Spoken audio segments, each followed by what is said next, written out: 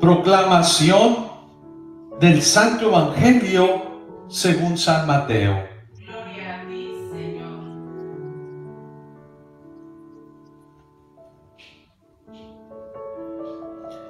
En aquel tiempo,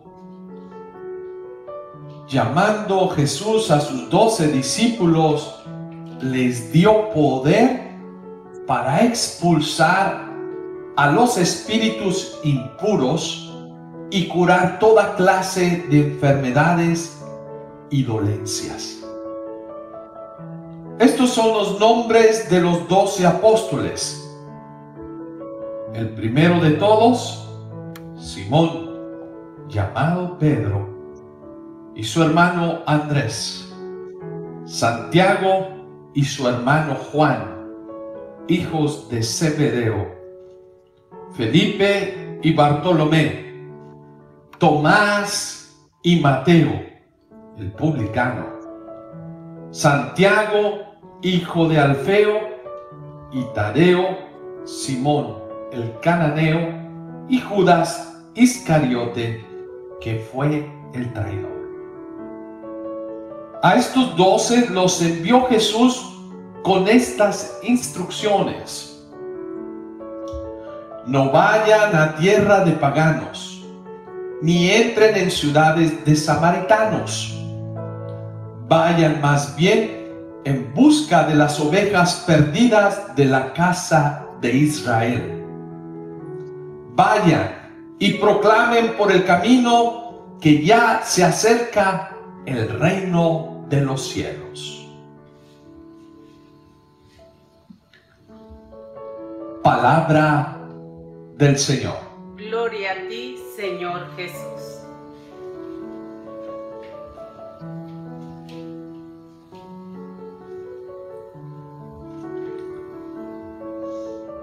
Cuando me encontraba en la formación a la vida misionera, en el seminario, tenemos diferentes etapas de estudios y formación espiritual y humana para poder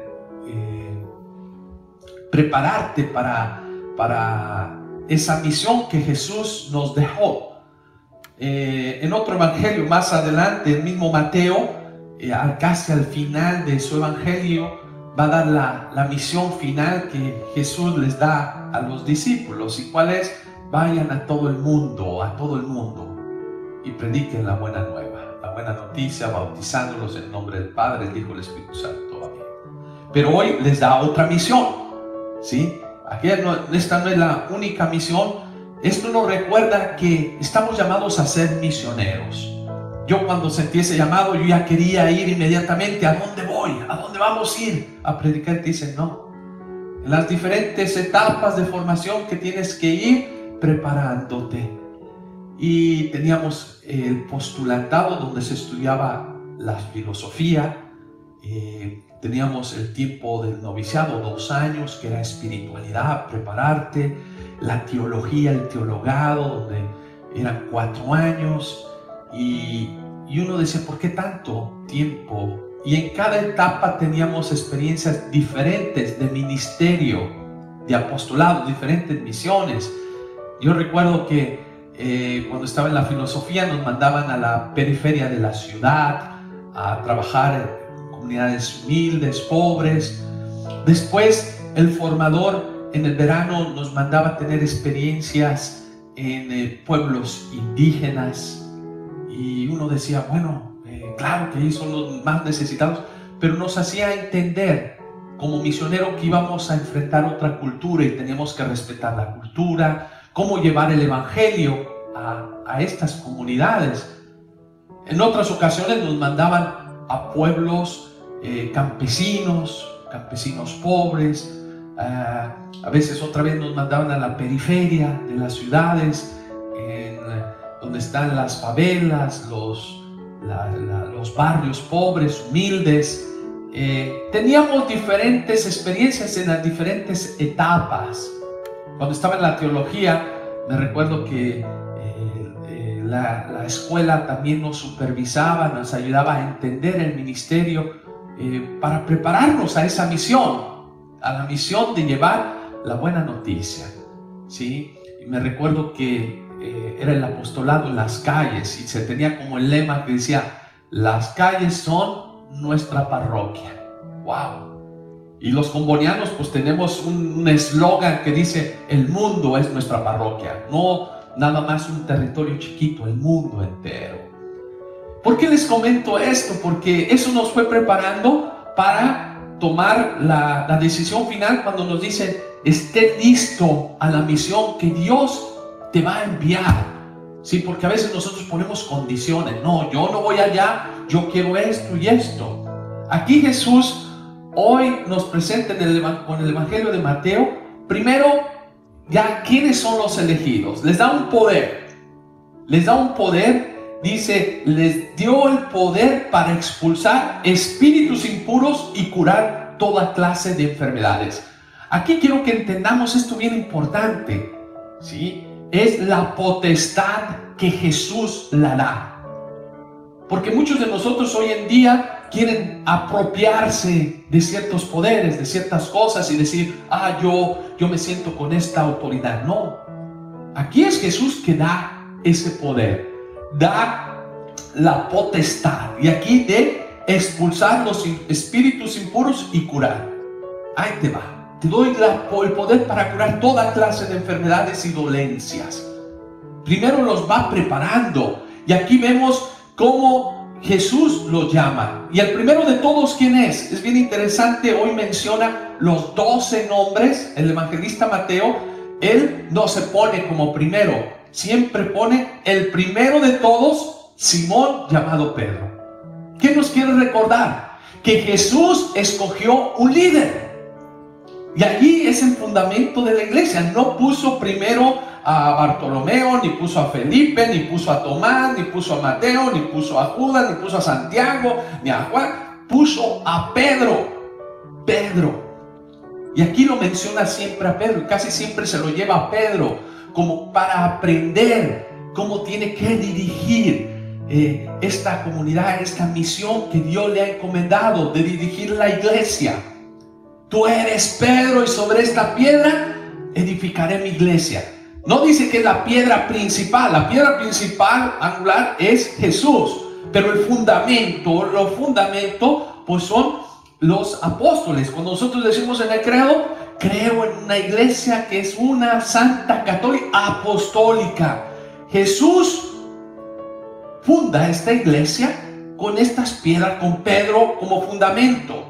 Fundamento no es que sea lo más importante, es muy importante los fundamentos, pero tenemos, para que no se caiga el techo, que no se caiga la construcción, la piedra angular, y la piedra angular es Jesús, ¿sí? Aquí la piedra principal, pero la piedra fundamental acá de los fundamentos pone los apóstoles, los discípulos, y hoy menciona los nombres el evangelista Mateo. ¿Cómo decirnos? Aquí Jesús quiso escoger estas personas a una misión específica. Y aquí también se menciona a Judas Iscariote, que era parte del equipo, que es traidor. Por eso a veces cuando decimos: que la iglesia, mira que hay este sacerdote que hizo esto malo, esta monjita. Claro que lo hay.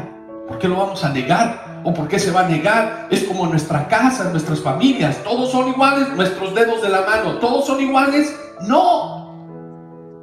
Pero a veces somos tan cerrados que no queremos oír, no queremos entender. Pero bueno, hoy Jesús nos presenta, esto es parte de este proyecto, un proyecto, una misión. Y aquí, ¿cómo los va preparando? Hoy les manda una misión específica a los 12. Dice: los envío con estas instrucciones.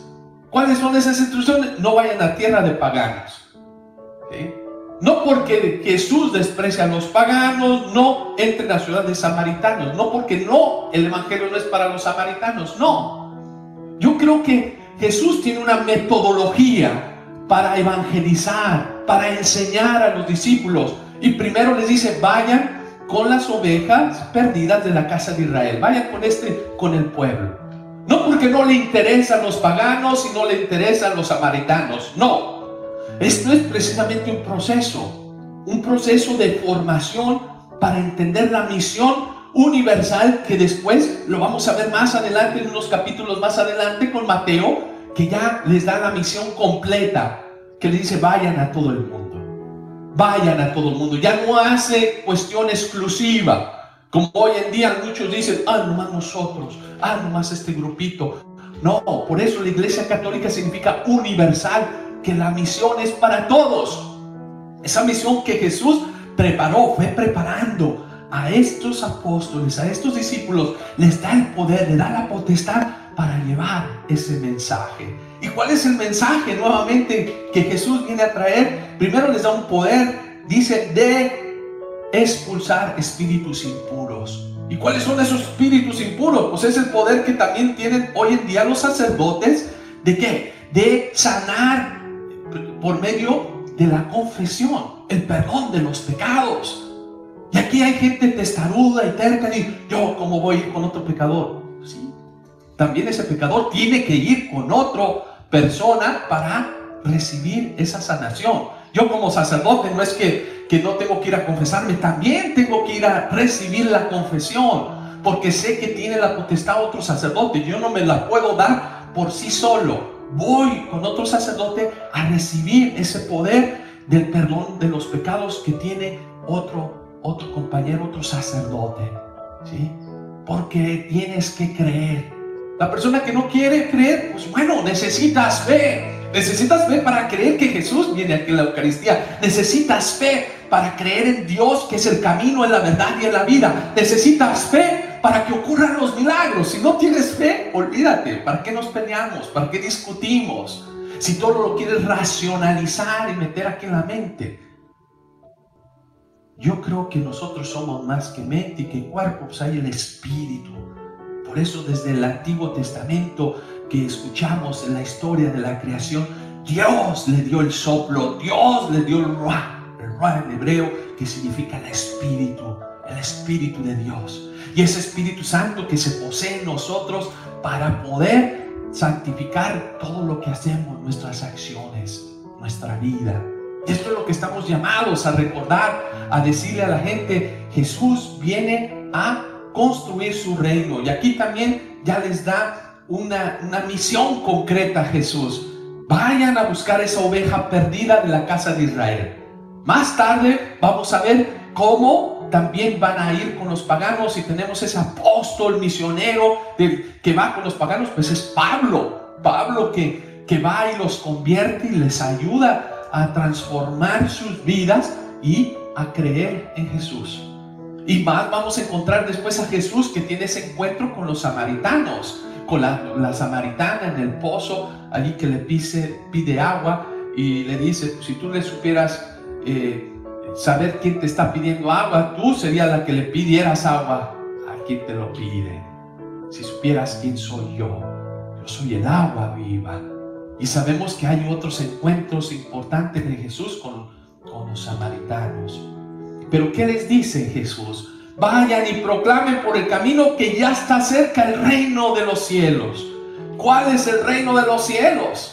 No es ya que el fin del mundo, como muchos van y predican a las puertas y los asustan y se van a condenar, ya se está acabando el mundo. No, el reino de los cielos es acerca de la libertad, del amor, de la fraternidad.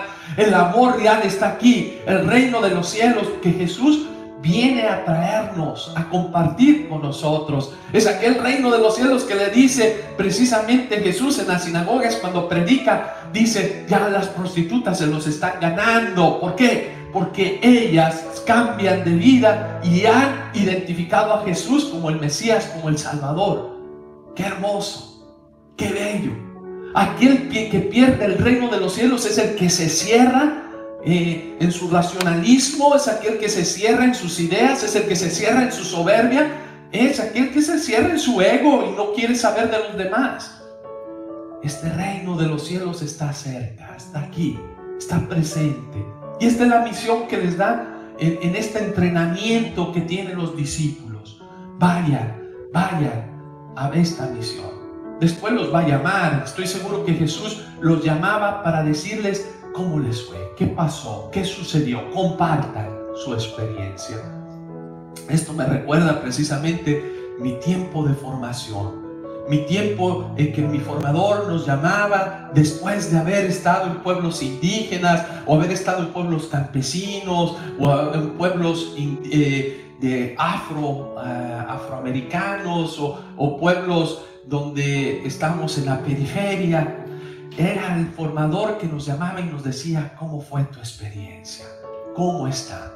Y después tuvimos también experiencia con católicos ya convertidos, gente que ya está formada, para seguir formando y compartiendo esa misión de recordarles que estamos llamados a compartir la misión de del reino de Dios que Jesús viene a implantar en el mundo. Que haya paz, que haya amor, que haya fraternidad, que no nos tenemos que quedar encerrados en nuestras comunidades, sino que tenemos que apoyar con nuestra oración, con nuestro servicio, ¿sí? Podemos apoyar a aquellos que están anunciando la buena noticia en el mundo entero. Pues hoy el Señor nos recuerda algo muy hermoso, muy bello a través de este evangelio, y nos dice: el reino de Dios está cerca. Para darte cuenta, pues tenemos que arrepentirnos, tenemos que cambiar nuestras actitudes negativas para poder creer en el evangelio, que significa la buena nueva que Jesús nos trae. Pues que hoy el Señor quite todas nuestras telarañas de nuestra mente, que quite todas nuestras dudas, y que realmente renueve nuestra fe para entender el mensaje que Jesús viene a traernos, que es sanarnos de todos esos espíritus inmundos que existen en la humanidad, que es el egoísmo, el miedo, que llámale el racionalismo, llámale todo aquello que te aleja del amor que Dios viene a traer. Así sea. Amén.